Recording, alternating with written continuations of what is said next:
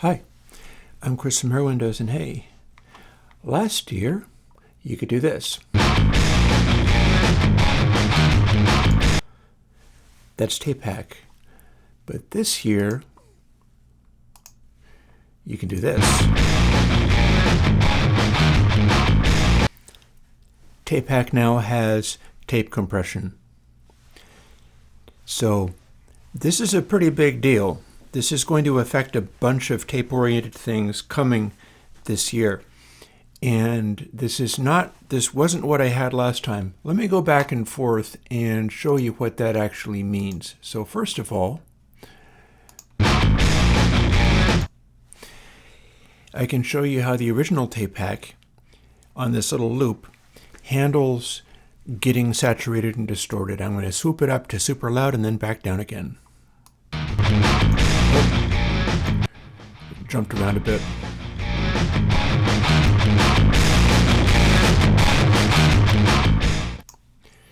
So it has a good way of dealing with saturation. But I've been working on new stuff to initially deal with like aliasing, and that's coming out in its own right. It's going to be another slew plugin. And I ended up bringing it into TapeHack, which you will see here. This is the new TapeHack. It looks exactly the same as the previous one, but this one does this. Don't know why it jumps around like that. Forgive me.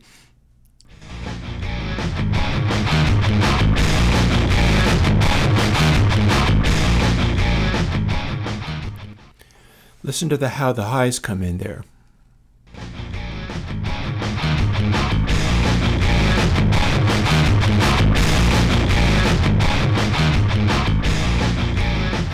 Past a certain point, they don't keep getting louder.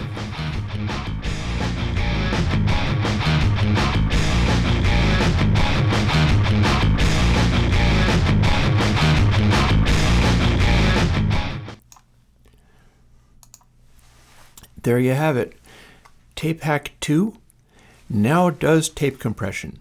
And this is to some extent tipped off by a hardware manufacturer that I was talking about last year. If you want the hardware thing that does that, you have to get this thing from Walters Audio. That said, this is code. I do this stuff myself. It's not using anything from the hardware manufacturer. What it's doing is acknowledging certain things in a white paper. Firstly, the original TapeHack uses the observation that because of the way tape biasing works, there's this little dead spot in the middle of the waveform that is not particularly abrasive, but it means that your transfer function works a particular way. The transfer function is how things distort. And the way it works on a real tape machine is that it only starts saturating at a certain point, but between the points that it starts saturating, it actually leans out a tiny bit. That's what TapeHack is. However, in working on that same fellow was like, yeah, and no plugins do this. So what I added was a way of tracking the high frequencies using a test file that he ended up publicly telling people about. Now, talking like that around me in public can be kind of tricky because I might figure out a way of doing it. And I basically have. Let's get over to other audio. For instance, we can turn off TapeHack for the moment and simply play stuff. Like, for instance, here is the original TapeHack on the same mix you heard a little bit ago.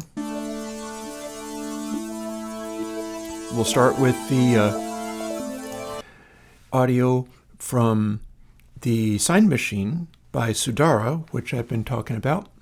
That's actually a really bright sound. So what happens when you go from this to the new version of TapeHack? You get this.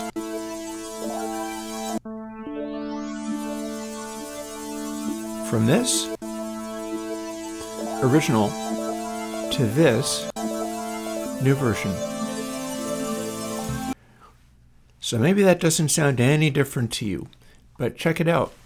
I can take those exact two recordings. The only change is the way that the TapeHack-like stage in there is being altered, and here is the delta. This is what changed. That's what's being subtracted from the darker version here.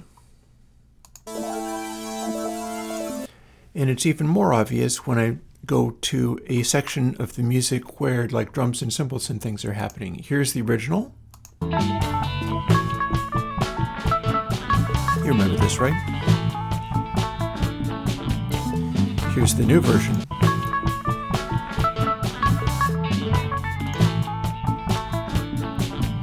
Original. Listen to the hi-hats, for instance.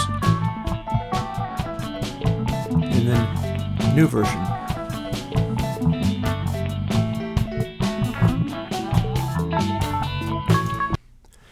So I don't know whether you were able to hear it.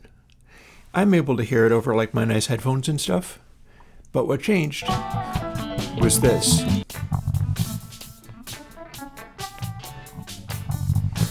Now you may wonder what's going on with this. This is the delta function between those two files. You are hearing literally the high frequency stuff that would be aliasing, or that is aliasing, subtracted from the original sound.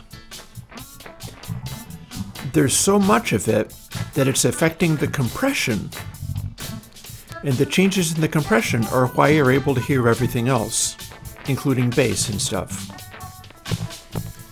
So wrap your head around that. If you go between this and this, the change is this. Now I normalized the audio, so that's playing it louder, but like, check that out. That is the practical uses of putting tape compression into my TapeHack. And so what you've got there is TapeHack1 with the only change being this high frequency filtering thing that I'm doing. And it has nothing to do with any kind of hardware device because, you know, I just figured new things out. In this case, the new thing that I figured out was to apply multiple stages of simple averaging filters that sort of doubled each time they went. So I've got a fairly simple, like 2 sample averaging and a 4 sample averaging and an 8 sample and a 16 and a 32. If you're running at a high sample rate, it uses more of them. So unlike some of my reverbs, this is one where if you're running at a super high sample rate, it will eat more CPU, but it should work really well. Because it turns out, if you do a simple averaging with a rectangular window on a bunch of samples, and there's a fairly easy way to do this, so the adding all the samples together gets to be more expensive, but it's really not all that much. And storing the little buffer, all you have to do is keep cycling through it and putting a new sample in. You don't even have to shift them or anything. You just put the new sample in and count all of them. And every step of the way, as you put a larger buffer than just simple 2 averaging thing,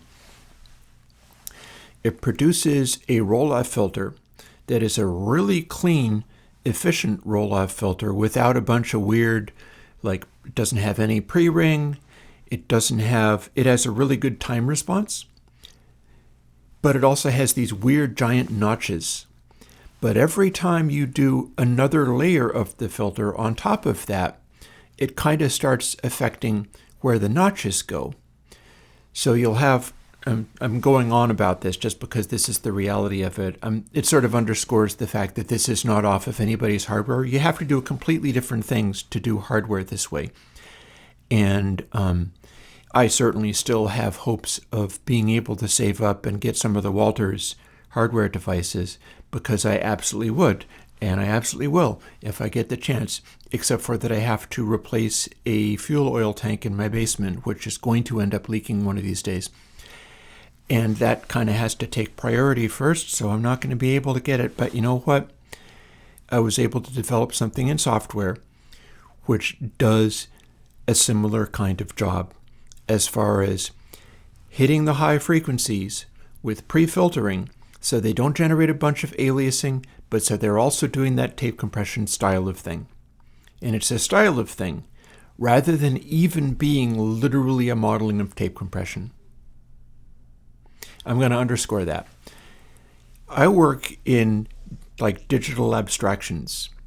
Nothing in a real tape machine will cause a sequence of filters where you get a filter that rolls off earlier and then it has huge notches and nodes in its response. So you layer another filter onto that and it cuts that part back down again, and you continue going and you end up with a really effective filter that you can bring in based on how much the high frequencies are hitting.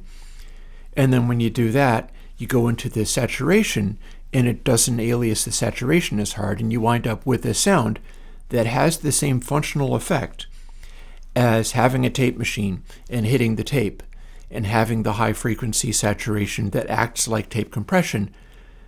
But there's no modeling, there's no real tape, there's none of that stuff. This is TapeHack. It's a digital software DSP hack for doing the same basic kind of thing that you might do in the real world. And in the real world, like on hardware, it's going to sound a little bit sweeter, but for a free like VST, AU, etc. plugin, this ain't half bad. And you might wonder what's going on with the example that I showed, because that's the example that I was demoing Console X2 with. Well, Console H and Console X2 use a version of TapeHack.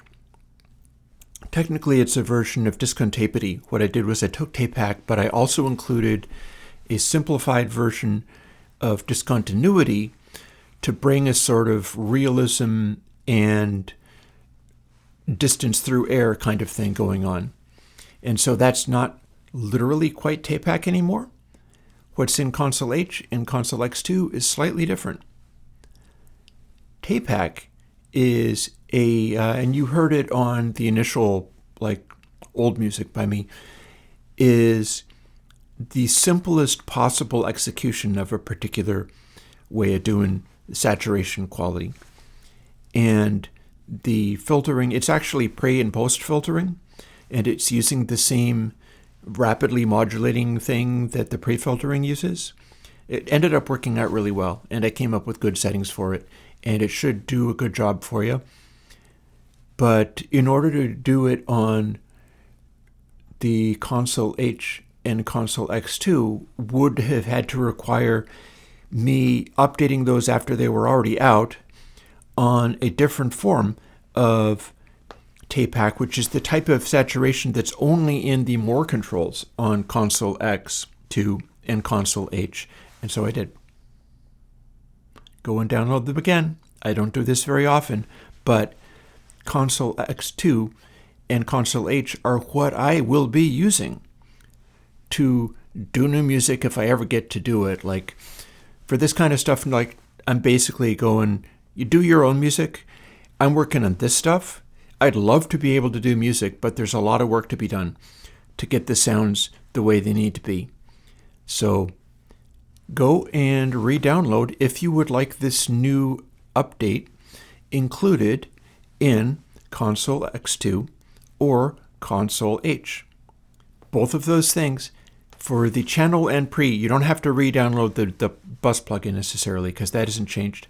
But for the channel and pre, those both include the TapeHack algorithm in the middle of a discontinuity algorithm, which has been built into the more control. And then there's a trim control for being able to hit it even harder. And I just decided that these new versions of Console have not been out for so long that you can't alter the sound of the saturation, even though people will have saved up mixes. It's like you've only had it for about a month. I would love to think that you're making lots of great music, but the original versions as they came out are also available in case you needed to perfectly match something. It hasn't been that long, and I know I'm going to be needing this upgrade. So there you have it. TapeHack2 is the update to TapeHack, and it is out now. Hope you enjoy it. The new versions of Console H and Console X2, channel and pre only, you don't have to re-download bus, are also updated with the same thing. That's what you just heard. That's why I was able to paste a updated version over the original version and reveal that not only is it removing the really high frequency edgy stuff off of cymbals and things while still sounding wonderful, but also, and we're not really slamming that stuff all that hard in that particular mix. It's not a crank more as far as it'll go mix. It's actually fairly laid back as far as tape saturation styly stuff is. But it still was enough to produce that difference file that you were hearing. And the differences, even without altering it, were so great that they made the compression work differently, which is why you were able to hear other instruments like the bass in there, because it's hitting the compression differently after hitting the more control differently. There you have it. I hope you enjoy. This is not going to be the last you see of these updates. As you know, I could be throwing a 2-tape update at some point, and I think you can expect that. It's not going to happen right away. I'm also doing a bunch of work on reverb, so probably what I need to do is put out the last thing in the queue for the previous phase of reverbs I was working on, a thing that I called Woodroom, because it reminded me of that sort of thing. But yeah, I've got a lot going on. I'm here every week with a new thing. Maybe they're not always as exciting as having an update to TapeHack, because this is a heck of an update to TapeHack and everything that I do going forward. But I'm here every week, and I'm looking forward to continuing to be able to give you stuff each week. And like I said, I would also like to make other music, but you make music. You be the musician. I'll give you some more tools. And I'll talk to you later. Bye-bye.